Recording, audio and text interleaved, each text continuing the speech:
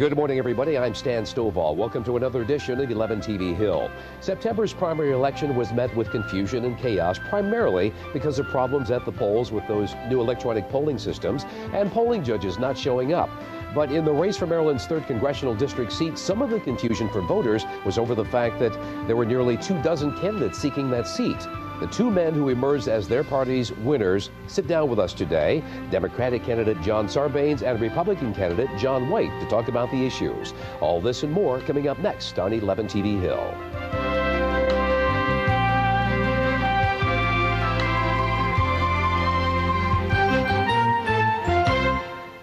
For 5 terms, Maryland's 3rd congressional district seat has been held by current Senate hopeful Ben Cardin. With his departure came an intense battle for that open seat. Today we're joined by the two candidates who won their primary elections for the 3rd district, Democratic candidate John Sarbanes to my right and Republican candidate John White to my left. Gentlemen, thanks for joining me today. Thank you. Welcome to 11 TV Hill. You know, the 3rd district is an awfully diverse one. Not only does it cover urban areas, rural areas, Baltimore City, Baltimore County, parts of Howard and Arundel counties. So diverse, it's kind of hard to get a pulse for what the voters, the constituents in that area really want. Or are the issues the same no matter where you go in the 3rd? What do you think? Well, I actually think the issues cut across. I mean, there's major things that people are concerned about today. Healthcare is one of them. We've got to make sure everybody has access to decent healthcare. Education is another one. Environment, security issues, those are things that cut all the way across the district. So even though it's a very disparate district, it's spread out in 4 different places, the things people care about, I think, are fundamentally the same. Concerns are pretty much the same. Yeah. How about the priority levels for each of those concerns? John, what do you think? Well, I have a little bit different perspective on the concerns. I've lived and worked and studied in each of the different areas of that district. Lived in Howard County, lived in Baltimore County, and in Anne Arundel County. And while healthcare and education are important, I've seen a unique consensus on safety and security being the top issue. And without addressing that, then we're not able to address healthcare and education. All right, well, let's break them down one at a time. Since you both brought up healthcare rates toward the top of that list, a lot of uninsured, a lot of underinsured people in the 3rd congressional district, as is the problem across the country. How do you tackle the problem? How do you fix it? Well, I think the largest cost of healthcare is clearly prescription drugs. And I think the free market, as represented by Walmart's recent trend to announce a $4 prescription cost, is enormous. I think we have 46 million Americans without health insurance. We have to provide them health insurance first. The best way to do that, I think, is through incentives for small businesses to provide tax incentives so that they provide insurance for their employees. But most importantly is the prescription drugs. We have to attack that. And I think the free market is the way to do that. If I'm not mistaken, I think Target is following Walmart's lead, offering that $4 prescription. And you're right. That is a start. But for a lot of folks, that's just a very small start. There are still folks who are not covered at all. Right. Well, just on the prescription drug issue, I mean, you look at this Medicare Part D program, which I think really sold a lot of seniors down the river because it prevents the pharmaceutical industry from entering into negotiations, or rather the government from negotiating with the pharma industry to reduce the cost of prescription drugs. That's a terrible mistake. And so that's something that needs to be fixed in terms of that Part D. So that's what we can do on the prescription drug side. In terms of covering all Americans with health care, I think we look at the components of the system we have now, Medicare, Medicaid, the employer-based coverage. How do we enhance those and then expand them to provide the kind of coverage that everybody needs? Just this week, the federal government gave the okay for Americans to cross the border into Canada, get at least a 3-month supply of prescription drugs, and bring them back to the U.S. That also should help the situation for many folks, correct?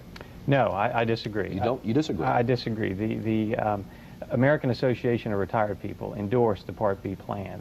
They have actually said through a study that seniors cannot provide access to drugs cheaper than they can through the Part D plan. And their study, about 85% of seniors are happy with what they're getting. Right now, they signed up fine. They're getting about a 40% reduction in their premiums per month. It's $25 now in a premium per month. It was $37 last year. Okay. It's fantastic. And that's the American Association of Retired People's opinion. Okay. So right off the bat, when it came to the Medicare plan, a lot of confusion right off the top with the seniors. They didn't want to go on the computer. They didn't know how to work the computer. But in the weeks, the past several weeks, it seems to be a satisfaction level with those who did finally sign up, got some help signing up, and they seem to be happy with it. Would you agree with that? Well, I think another problem with the Part D is it's not directly administered by the Medicare program. It's really a subsidy to the commercial arena. And that arena still has very, very high overhead costs. I mean, you compare 18, 19, 20% overhead costs in the commercial healthcare arena, with 3 to 5%, for example, in the Medicare arena when it's directly administered. That's a huge difference. Those are costs that could be recovered for the benefit of seniors. Okay. So I'm not sure that that it's being administered in the proper way. Okay. As we close out this this particular segment, I want to talk about some of the other serious issues facing the 3rd District. Crime is always going to be a buzzword and a buzz problem. You seem to think a lot of this crime is brought about by illegal aliens entering the country. Some of the crime that is associated with that has also come with it. What is the answer? A 700-mile-long fence along the southern border? What is the answer for the crime problem in the 3rd District? Well, I think crime and immigration are two separate issues. Certainly, the increase in illegal immigration has contributed to crime, but we have a dramatic and serious problem with increases in crime. In 1980, Maryland was the 19th most populous state, and we were the 19th number of state for murders. Last year, we were number 3. We're still the 19th most populous state. The murder rate in Baltimore, the murder rate in Annapolis is out of control. So certainly there's some impact in 250,000 illegal immigrants that are here in Maryland, specifically attracted to Maryland because of the driver's license loophole laws.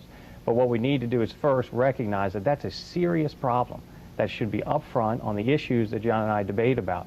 Fixing that crime problem is serious. Okay. How do you fix it?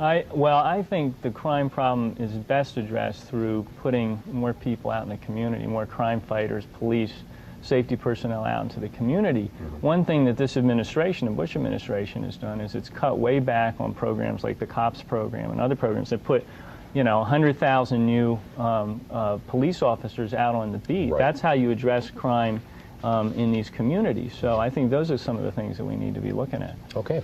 We're going to take a short break right now, but when we come back, we'll talk more with the 3rd Congressional District candidates, John Sarbanes and John White. We'll talk about some of the other important issues in this race, like the war on terror, national security, things like that. So don't go away. You're watching 11 TV Hill.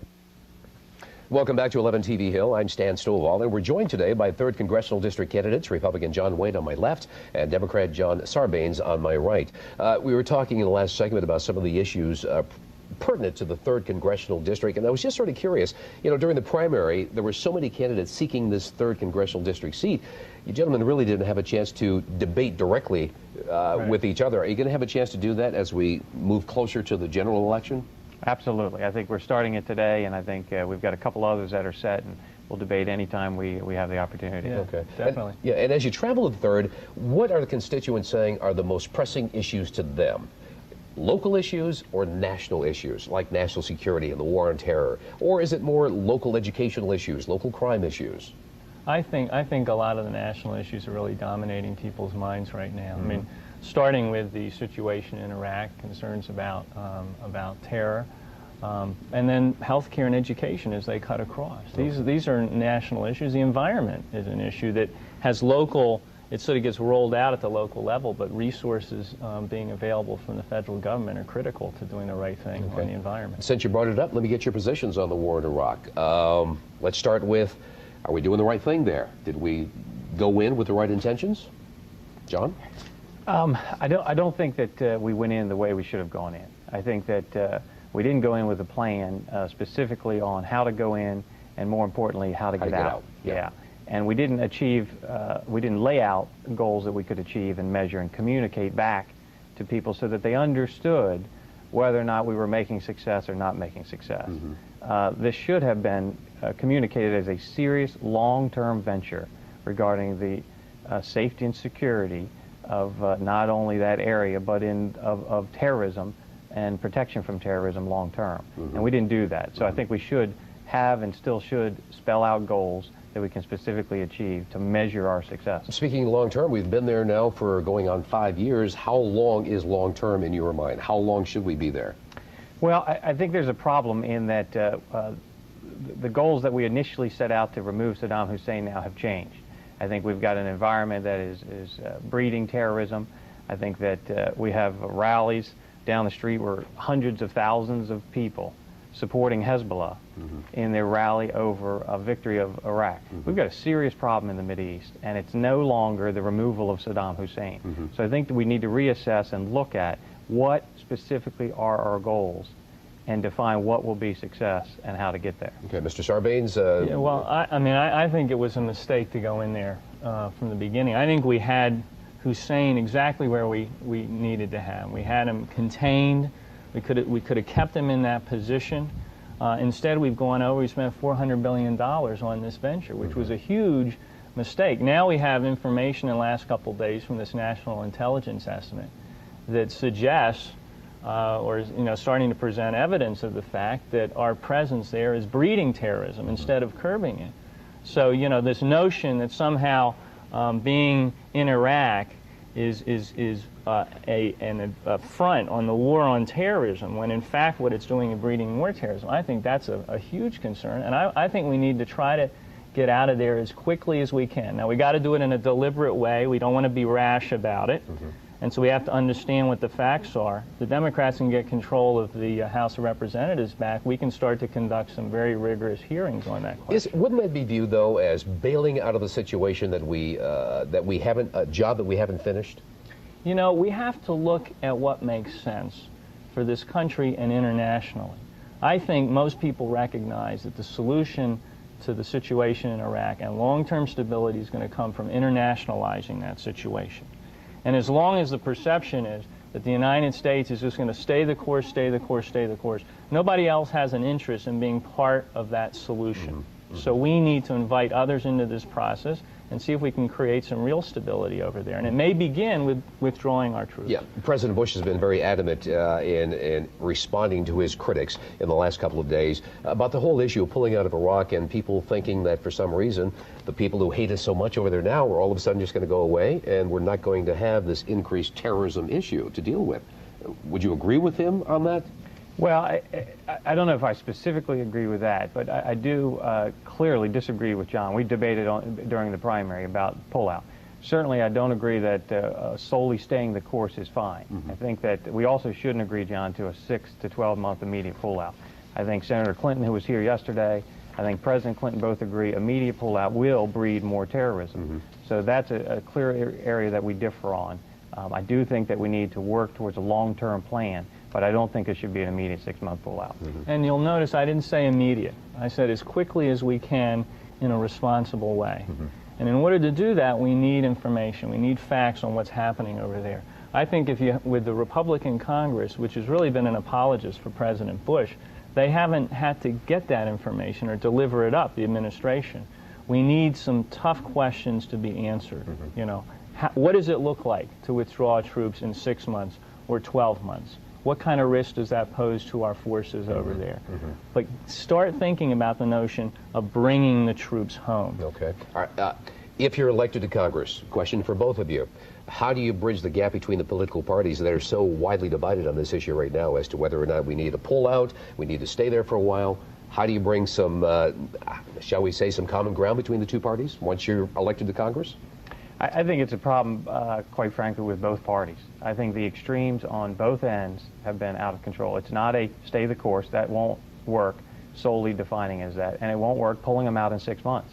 We need to define specific goals for what we will consider advancement and what we will consider success, and commit independently to that so that we can universally grab in the United Nations and other countries to commit to that as well. John? I think the solution, or you bring people together when you have facts instead of just opinion and conjecture.